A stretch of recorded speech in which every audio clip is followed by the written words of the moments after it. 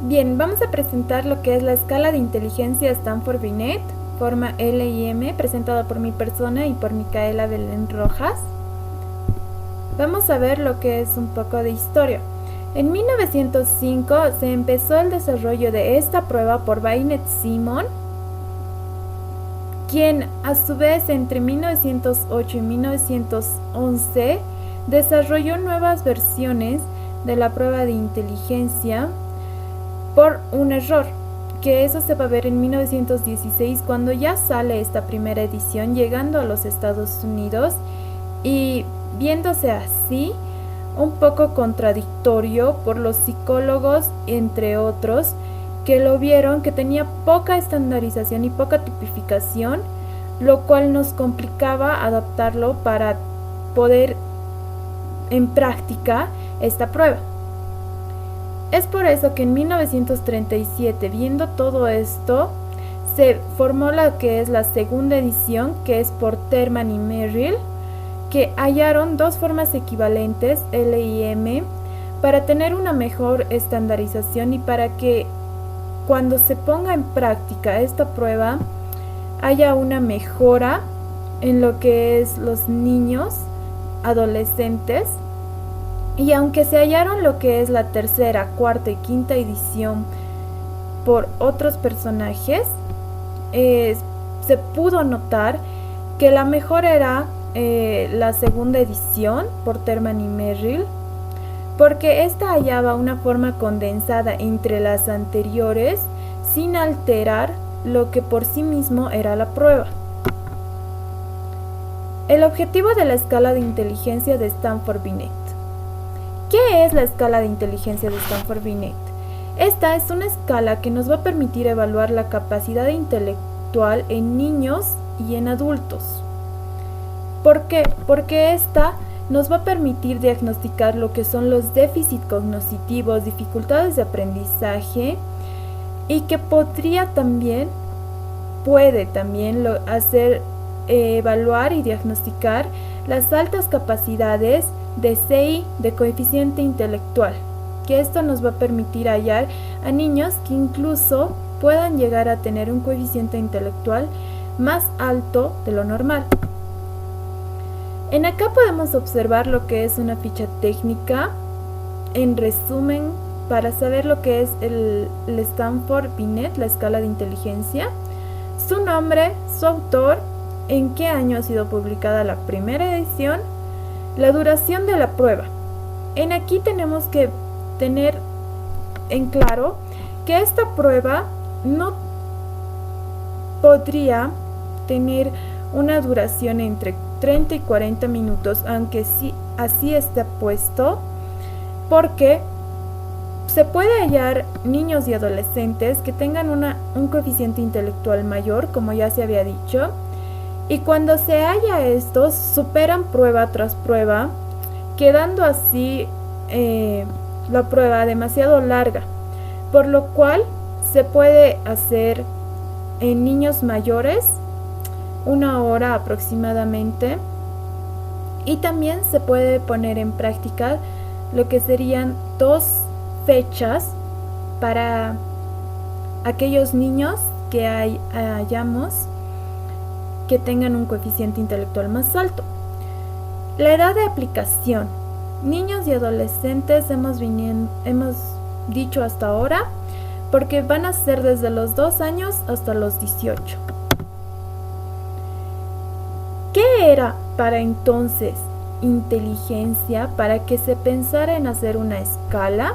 Para Binet era la habilidad de tomar y mantener determinada dirección, adaptarse a nuevas situaciones y tener la capacidad para criticar los propios actos. Lewis Madison, uno de los que ayudaron en esta prueba LIM, era la capacidad para pensar de manera abstracta. En esta prueba vamos a tener lo que son las escalas principales, que son razonamiento verbal, abstracto visual, cuantitativo y memoria a corto plazo. En el razonamiento verbal vamos a tener la capacidad para razonar contenidos verbales, siendo así posibilitantes para poder clasificar, ordenar, ver su significado y relacionar entre ellos. En el abstracto visual vamos a tener la capacidad para ver lo que sería lo lógico, viendo así cuáles son sus resultados. En el razonamiento cuantitativo, también llamado aritmético, vamos a poder ver lo que son las relaciones numéricas que va a tener.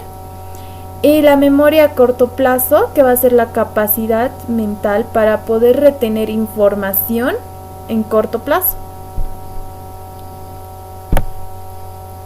Esta va a tener funciones psicológicas, que serían las 6 subpruebas que van a estar.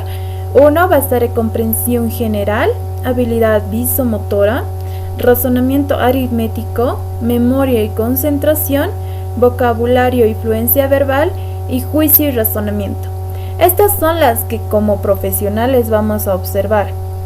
En el primer punto, comprensión general, no solamente estas va a evaluar en la escala, sino desde que va a entrar el paciente. Tenemos que ver también su habilidad visomotora durante la prueba, en cómo relaciona las imágenes y cómo utiliza los movimientos para cuyas pruebas son necesarias. En razonamiento aritmético vamos a poder observar si estas son rápidas o lentas. En memoria y concentración vamos a poder ver cosas importantes como sería, por ejemplo, el contexto social, si va a influir o no en su concentración y memoria, porque puede ser que cosas externas las va a traer a la prueba. En vocabulario y fluencia verbal también está este punto, y tenemos que ver si va a ser directo o va a tener lentitud o alguna otra cosa. En juicio y razonamiento vamos a ir viendo si esta va a ser lenta, rápida, o si va a ser lógica o no lógica. Adhesión a la técnica tipificada. ¿Qué es una técnica tipificada? Esta ha sido empleada y ha sido realizada para, por el contrario de ser artificiales o, por decirlo así, muy secos en nuestro relacionamiento con el paciente, vamos a tener la posibilidad de que está entre las reglas, de acercarnos a nuestro paciente y poder ver aquellas dificultades que va teniendo o aquellas grandezas que va surgiendo. Por ejemplo, vigilancia de las condiciones. En esta vamos a poder ver específicamente lo que sería nosotros vigilar al paciente en cada uno de sus pasos y cómo los va a ir realizando observando al paciente. Por ejemplo, si el paciente no ha tenido una buena formación en lo que es su psicometría, entonces se le va a dificultar hacer aquella respuesta, incluso la más sencilla frase, y nosotros tenemos que vigilar aquella condición y no dejarla a un lado. Por otro lado, es muy serio cuando un profesional, como lo vamos a hacer nosotros, intenta evitar ayuda, no brindar su apoyo a algún paciente. Y aunque así les dicte las reglas, nosotros debemos tener aquella condición y comprensión para poder brindarle ayuda. Si nuestro paciente nos está pidiendo un ejemplo o ayuda, podemos poner en evidencia como única muestra de apoyo una sola respuesta en aquello. Pero negárselo al paciente sería como poner en contra nuestra relación con ellos y para ellos. En tercer punto también podríamos ver lo que son la orden de presentación de la prueba, que en esta debemos tener mucho cuidado y llevarnos así por lo que es el manual, que nos dice específicamente que debemos ir por edad, punto por punto y paso por paso. Porque esta prueba, como ya habíamos visto antes, ha sido cuidadosamente ejemplificada y hecha y realizada por aquellos profesionales a los que de verdad les importa esta prueba y les importa tener una buena tipificación y estandarización realizada para nuestros pacientes.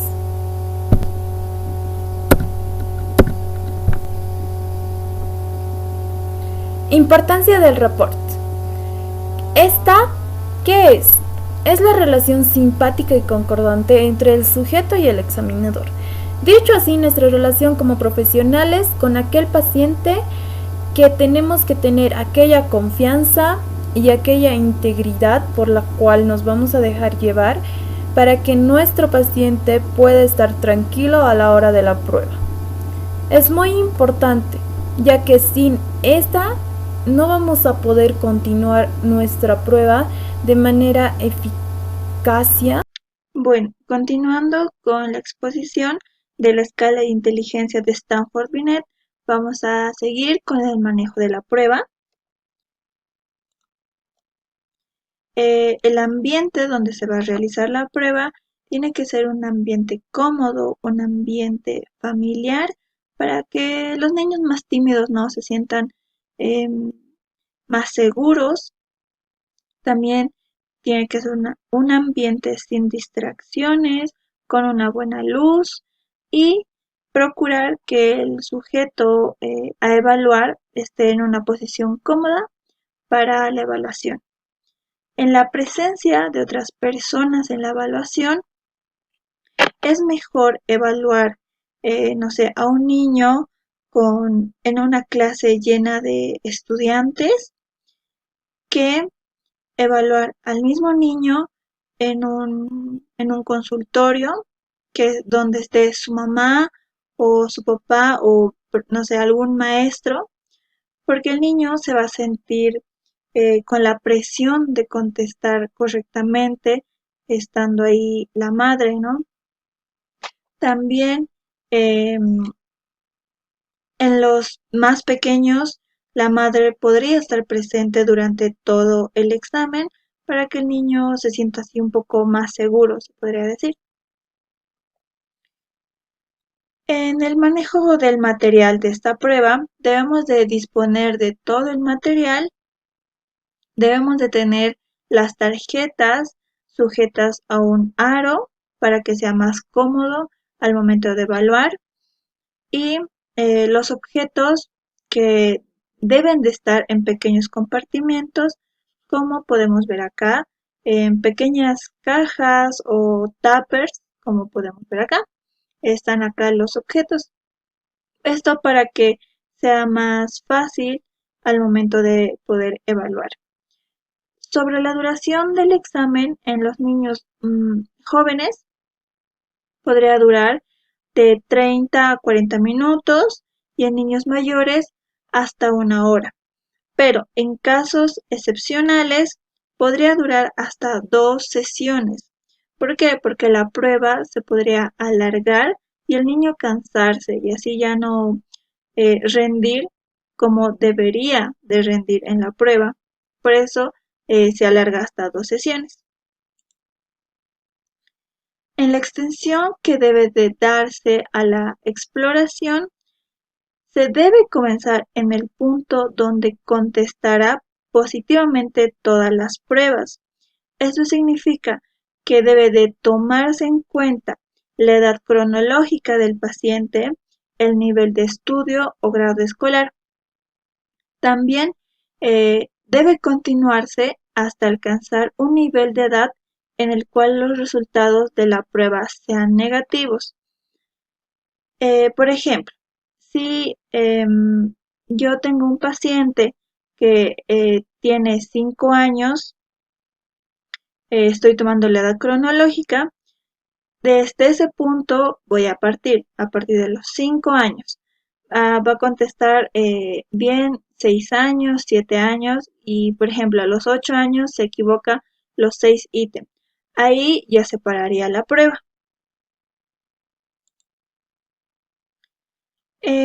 Acá vamos a ver el establecimiento de la edad mental.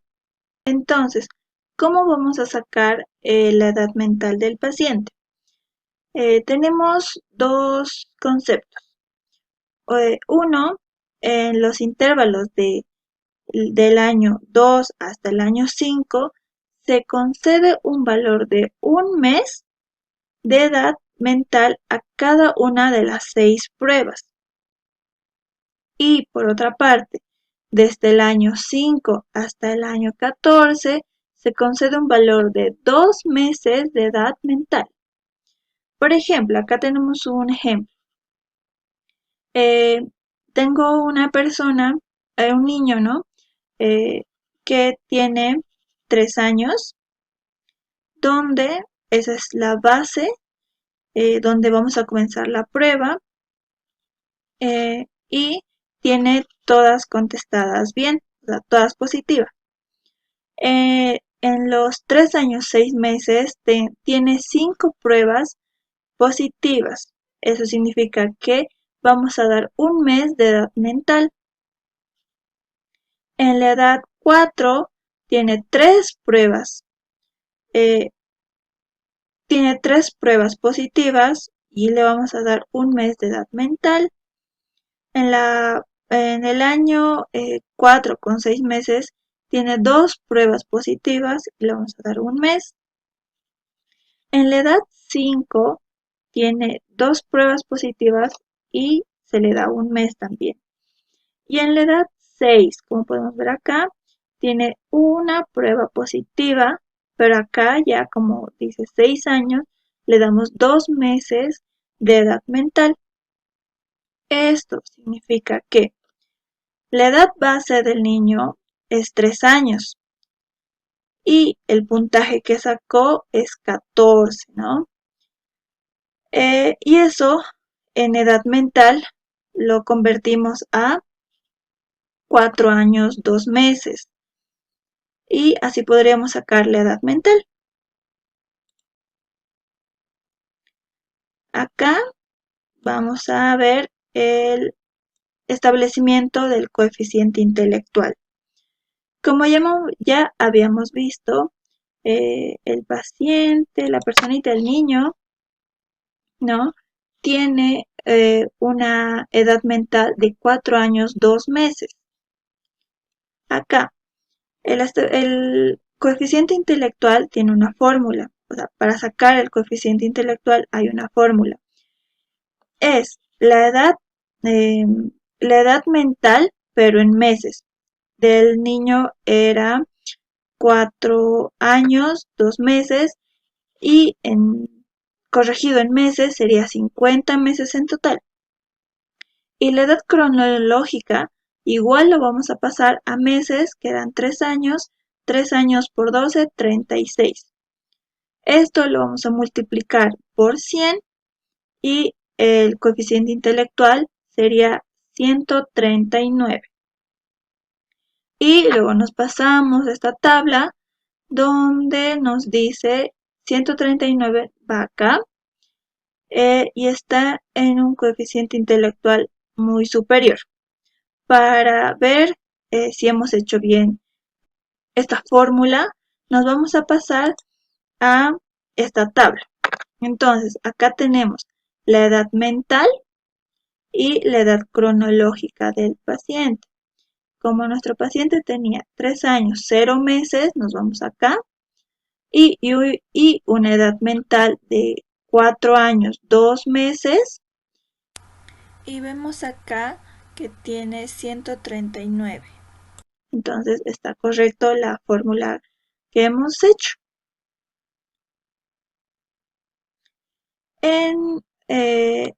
Para terminar, ¿cómo vamos a usar el perfil de los resultados?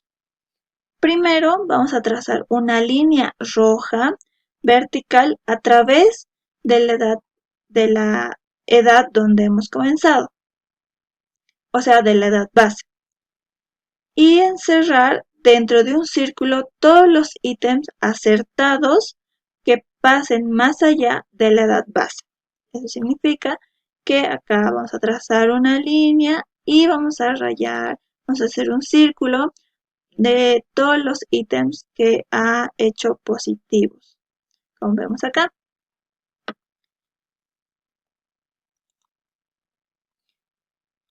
Eso sería todo. Muchas gracias por la atención.